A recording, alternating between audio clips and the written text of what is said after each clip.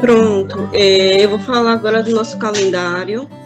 Então, nossas aulas, a gente teve o retorno, né, nossas aulas no dia 15, a gente retorna às aulas na modalidade de ensino remoto, né, realizando aulas que a gente chama de síncronas e assíncronas, que são as aulas online, através da internet, né, e atividades que a gente vai disponibilizar nos aplicativos de comunicação que a gente está usando, o Telegram e o WhatsApp.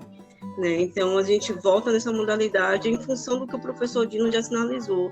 Do contexto de pandemia não nos permite, infelizmente, voltar com segurança para a sala de aula nesse momento. Né? Enquanto a gente não tiver o controle dessa pandemia, enquanto a gente não tiver uma segurança, né, sanitária, a gente não pode voltar para a sala de aula. Né? Então, a gente volta na modalidade remota. As aulas iniciaram na segunda-feira e vão até dia 19 de maio, né? Dia 19 de maio é o último dia de aula, e é o dia que a gente vai concluir o ano letivo, porque, assim, muitos pais me perguntarem, alunos, eu passei de ano, o ano letivo acabou, como foi? O ano letivo de 2020 não acabou, vai acabar em maio, né? Então, assim, o que a gente está fazendo agora, nesse momento?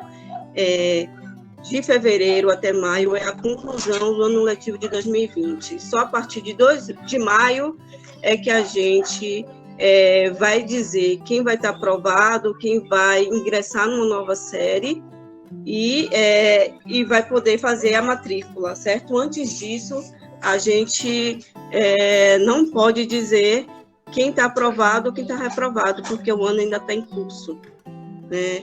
Para isso, a gente precisa dizer que, além das aulas de segunda a sexta, né, através do Google Meet e dos outros aplicativos, a gente vai ter também 4 sábados de atividades, né, para os alunos. E é por isso que a gente precisa que vocês fiquem cientes de que terá aula todos os dias da semana, de segunda a sexta, e ainda alguns sábados, são 4 sábados, um por mês. O primeiro sábado é esse agora, dia 20, a gente ainda tem um outro sábado, dia 20 do mês que vem, aí depois 14 e 8, né? 14 de abril, 8 de maio, para a gente fazer aulas também junto com os alunos. Esse aí é o nosso calendário, que foi aprovado pela Secretaria de Educação. Aí são os 4 meses de aula, né? Que a gente vai ter. E eu vou falar agora um pouco das ferramentas e aplicativos que a gente vai usar durante as aulas. Então, eu preciso que vocês, enquanto pais, né, tenham ciência do que a gente está usando, né, dos recursos que a gente está usando para fazer essas aulas. Então, teremos atividades pela internet, que são as atividades que a gente já falou, né, e a gente vai ter também atividades impressas. A gente vai imprimir um material, o professor Dinumba já até adiantou um pouquinho, a gente vai imprimir atividades para todas as turmas da escola. Então, desde lá do primeiro ano, né, do ensino fundamental 1, até o EJA, né, que são as turmas de jovens e adultos. Então, Fundamental 1, 2 e EJA vão receber atividades impressas para responderem. Essas atividades vão compor os instrumentos de avaliação que a gente vai usar durante o ano. Para as aulas, a gente vai usar o WhatsApp, que a gente já vem usando desde o início, então, o aplicativo de comunicação WhatsApp, o Telegram, que é um outro aplicativo também de comunicação. A gente vai usar o Google Meet, que é esse instrumento que a gente está usando para fazer essa reunião. Então, todas as aulas dos nossos alunos, as aulas ao vivo, vão ser pelo Google Meet. E a gente vai usar outros aplicativos também, como o Google Formulário, o Gmail, né, para os meninos terem acesso ao Classroom, para os professores que ativarem. A gente vai usar o Google Drive, E, se possível, a gente vai usar, inclusive, a televisão, tá bom? A gente vai usar todos os recursos que tiver às nossas mãos, que a gente possa usar para possibilitar aos alunos acesso a conteúdos, acesso às atividades, porque a ideia é não deixar ninguém de fora. Então, a gente quer cercar por todos os meios. A gente vai usar os diversos recursos que a gente tiver, que o aluno puder ter acesso, a gente vai usar para vincular nossas aulas e as nossas atividades. Então, o ensino fundamental 1 vai ter atividades impressas preparadas pela escola, então, do 1º ao 5º ano. Essas atividades são os professores que vão preparar e vão entregar para os alunos. E o ensino fundamental 2 vai ter blocos de atividades fornecidos pela Secretaria de Educação. Então, a Secretaria de Educação, em relação ao Fundamental 2, que é do 6º ao 9º ano, produziu cadernos de atividades, e esses cadernos de atividades terá que ser respondido por todos os alunos, né? E devolvidos para a escola, devolvidos para os professores, para a gente fazer a correção, e a partir dele também vai ser o ponto de partida das nossas avaliações, né? Uma das formas de avaliação dos alunos. O EJA também vai ter material impresso, ok? A carga horária diária de atividades para a gente vai ser de 5 horas. A gente vai ter 4 horas de atividade, sendo entre aulas que são online, as aulas ao vivo, e mais, né, atividades que não são online, que a gente vai disponibilizar lá nos grupos, as atividades impressas, né, atividades que a escola fornecer. Então, a gente vai ter que contabilizar de atividades para cada turma, 4 horas diárias, mais 1 hora de atividade que é chamada de atividades lúdicas. Então, a gente vai recomendar ainda para vocês materiais de leituras, vídeos, documentários. Então, são materiais diversos que os alunos terão acesso para ampliar o seu conhecimento, né? As avaliações, que é a dúvida de muita gente também, as nossas avaliações vão ser qualitativas. Aí, como é isso?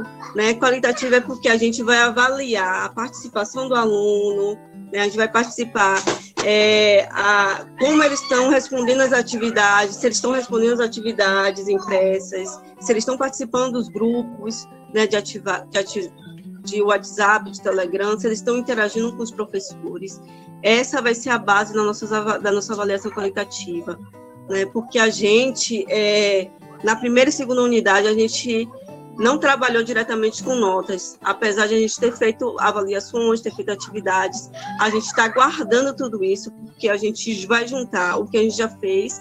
Então, tudo que a gente fez em 2020, a gente já condensou no portfólio da escola, já apresentou à secretaria, né, que foi avaliado também de forma qualitativa todo esse trabalho que foi feito com os alunos. E agora, nessa terceira unidade, a gente volta também com a avaliação qualitativa de participação, de resposta dos alunos às atividades. E aí a SEDUC vai mandar para a gente também um formulário que a gente vai preencher individualmente para cada aluno. E nesse formulário a gente vai dizer as habilidades e as competências, a participação dos alunos, o que é que ele alcançou. E a partir dessa avaliação a gente vai pontuar quem vai progredir na série, quem vai para a série seguinte e quem não vai poder fazer essa progressão. De antemão, eu digo para vocês que todo mundo que participar das atividades, seja elas, né, das atividades impressas, das atividades online, está apto a ser aprovado, né? Mas a gente precisa dessa participação constante, né, até o fim de maio. Então, esse é um ponto muito importante e eu quero que vocês, enquanto os pais, tenham consciência disso, né? Desse processo de avaliativo que a gente vai fazer. E não é só a escola que vai fazer, todo o município vai ser assim. A gente vai ter também um portfólio do aluno, que será composto pelas atividades que eles responderam no caderno e pelas atividades impressas e pelos vídeos e tudo que os alunos produzirem durante as aulas, né? Porque a gente teve ano passado avaliações que foram através de vídeos, os meninos fizeram vídeos sobre, né, assuntos, enfim. Isso tudo vai compor o portfólio do aluno e vai compor também a nossa análise, a nossa base de análise para avaliação, certo?